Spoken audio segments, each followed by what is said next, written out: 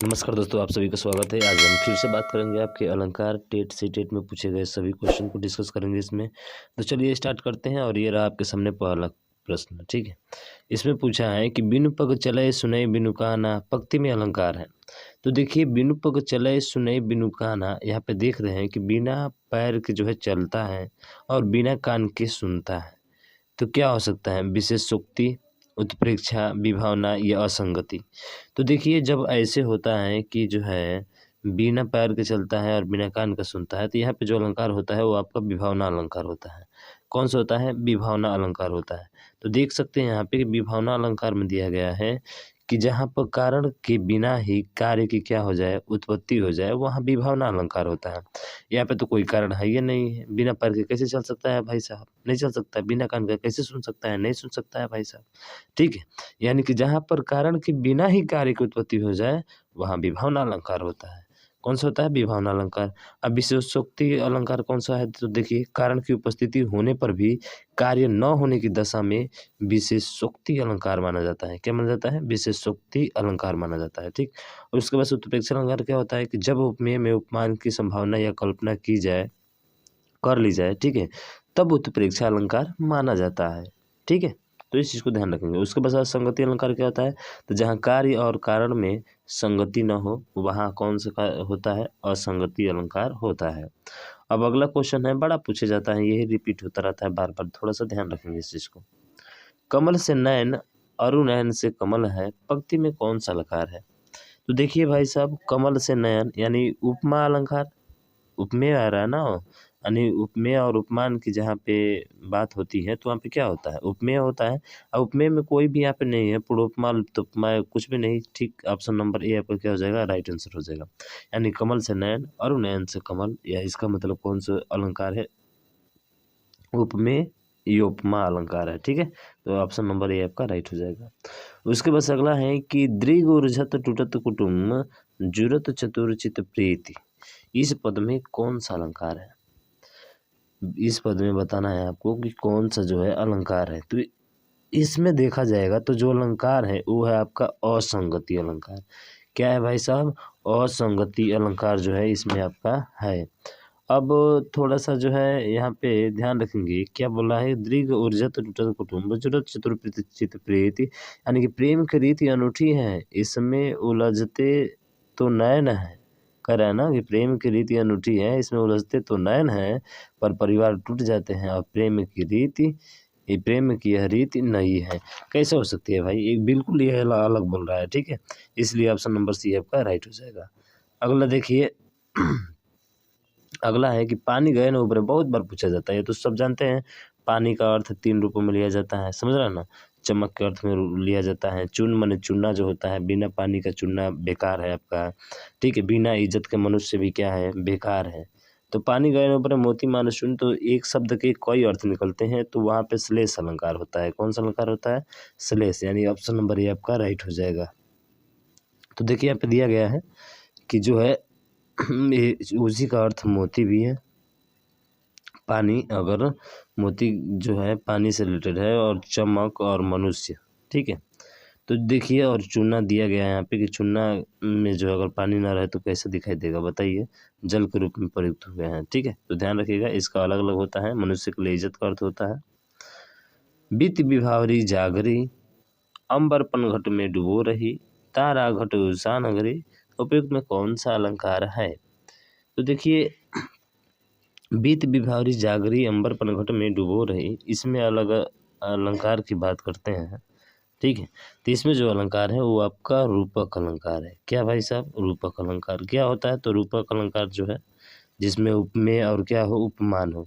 यानी कि इसमें जो है अंबर है उपमेय है, पनघट क्या है? उपमान है, और का तारा जो है उपमेय है, पर घट उपमान है आपका। क्या है? घट जो है क्या? उपमान है, तथा उषा जो है उपमेय है, नागरी जो है उपमान है, का अभेद आरोप है, अतः इन पंक्तियों में कौन सा होगा? रूपक अलंकार होगा। ठीक है,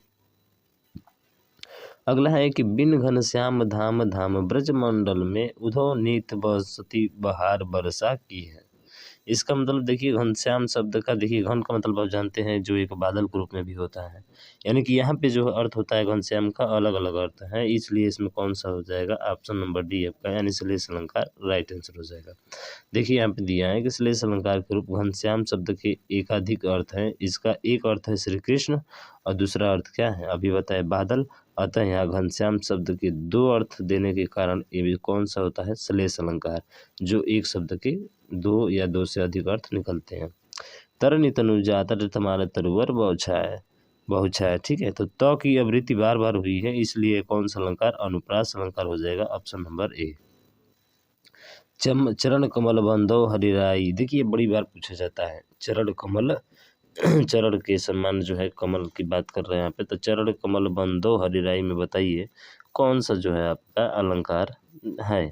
तो इसमें अलंकार देखिए भाई साहब यही होता है रूपक, जो अभी अभी पीछे पढ़े थे हम लोग, ठीक है।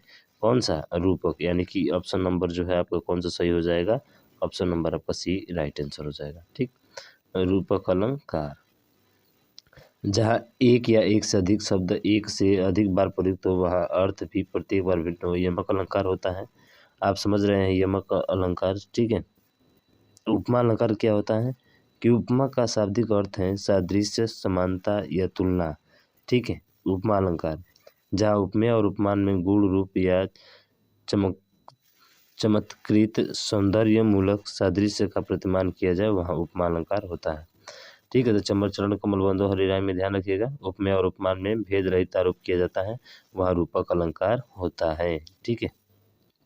उत्प्रेक्षा आप जानते ही हैं कि जब उपमेय में उपमान की संभावना या कल्पना कर ली जाए तब वहाँ उत्प्रेक्षा अलंकार माना जाता है, संभावना। उल्का सी रानी दिशा दीप्त करती थी, पंक्ति में कौन सा अलंकार है। उल्का सी रानी दिशा दीप्त करती थी, पंक्ति में कौन सा अलंकार है। तो देखिए इसमें जो अलंकार दिया जाए सा सी से, ठीक है, तो कौन सा अलंकार होता है आप बताइए भाई साहब। इसमें होता है आपका उपमा अलंकार। कौन सा होता है, उपमा अलंकार, यानी कि ऑप्शन नंबर डी आपका राइट हो जाएगा, ठीक है। बाकी यमक अलंकार, रूपक अलंकार, उत्प्रेक्षा अलंकार आप जान ही गए हैं डिफिनेशन इसका, कि फूले खास सकल मही छाई जन बरसा ऋतु प्रकट बुढ़ाई, ठीक है। अरे फूले खास सकल मही छाई जन बरसा ऋतु प्रकट बढ़ाई में बताना है आपको कौन सा इसमें जो है अलंकार आपका है।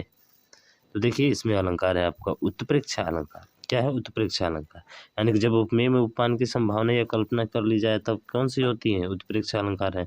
तो वही कह रहा है कि फूल एकाश सकल मही छाई जन बरसा ऋतु प्रकट बुढ़ाई, ठीक है। तो ध्यान रखेंगे कि संभावना की जाए वहाँ उत्प्रेक्षा अलंकार होता है, तो वह प्रस्तुत जो है अप्रस्तुत की कल्पना हो तब वहाँ उत्प्रेक्षा अलंकार होगा। इसमें मनु मानो मनहु जनु जानो जनु वाचक शब्द आते हैं, ध्यान रखिएगा ये शब्द जो होते हैं क्या होते हैं, उत्प्रेक्षा होते हैं। तो देखिए इसमें क्या आया है, जनु आया है, तो जैसे ही आता है तो मान लीजिए तुरंत इसे जो है आप जान जाएंगे कि कौन सा अलंकार है, उत्प्रेक्षा अलंकार है, जनु जानो मनु मानो, ठीक है, ये सब आते हैं। तो अगला है कि निम्नलिखित पंक्तियों में कौन सा अलंकार बालधि विशाल विकराल ज्वाल जालमानो लंक लीलवय को काल रचना पसारी है। तो इसमें जो होगा वो होगा आपका उत्प्रेक्षा और अनुप्रास, यानी इसमें उत्प्रेक्षा भी है और अनुप्रास भी है। अनुप्रास कैसे है, तो देखिए ब की अप्रीति जो है बार बार यहाँ पे हुई है, ज की भी बार बार हुई है, ठीक है। और मानो, ठीक है, मानो, तो देखो मानो भी आ गया यहाँ से, तो मानो के वजह सभी बताए थे कि ये कौन सा होता है, उत्प्रेक्षा होता है, इसलिए ऑप्शन नंबर सी आपका क्या होगा, राइट आंसर हो जाएगा, ठीक है।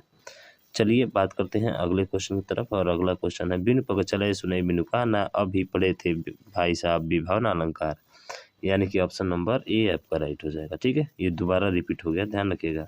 एक और चीज़ है कि पानी बीच मीन पियासी मोही सुनी सुनी आवे हाँसी, ठीक है, तो ध्यान रखेंगे। अगला है सुहत ओढ़े पीत पट श्याम सलोने गात मनो नीलमणि शैल पर आतप परयो प्रभात, इसमें कौन सा अलंकार है आपका, बताइए इसमें कौन सा अलंकार है। अरे मनो, इसीलिए तो ट्रिक लगाए भाई साहब कि तुरंत बिना सोचे समझे उत्प्रेक्षा अलंकार, ठीक है, तो ध्यान रखेंगे इस चीज़ को। ये तो देख ही लिए भाई साहब, उसी तपस्वी से लंबे थे देवदार दो चार खड़े, इस पंक्ति में कौन सा अलंकार है। अरे प्रतीप अलंकार है। क्या होता है प्रतीप अलंकार, तो देख सकते हैं दी गई पंक्ति में उसी तपस्वी से लंबे थे देवदार दो चार खड़े। पंक्ति में प्रतीप अलंकार है और प्रतीप अलंकार में उपमेय को बड़ा तथा उपमान की हीन, यानी हीन माने क्या होता है, छोटा बताया जाता है और शेष तीनों संगत नहीं है। यह उपमा का विपरीत अलंकार माना जाता है जिसको हम लोग बोलते हैं प्रतीप। ठीक है, क्या बोलते हैं, प्रतीप बोलते हैं। ठीक, चलिए अगले क्वेश्चन की तरफ चलते हैं और अगला क्वेश्चन जो है खत्म। भाई साहब अगला क्वेश्चन खत्म हो गया यार, इतना ही था क्या? हाँ इतना ही था। ठीक है, मुझे आशा है कि ये जो है आपको समझ में आ गए होंगे, तो आप इस वीडियो को ज़्यादा से ज़्यादा शेयर कीजिएगा। ठीक है, और अभी तक चैनल को सब्सक्राइब नहीं किया है तो सब्सक्राइब कर बेल आइकन को दबा दीजिएगा ताकि जो भी वीडियो अपलोड हो तुरंत उसका नोटिफिकेशन आप तक पहुंच जाए। आज के लिए बस इतना ही।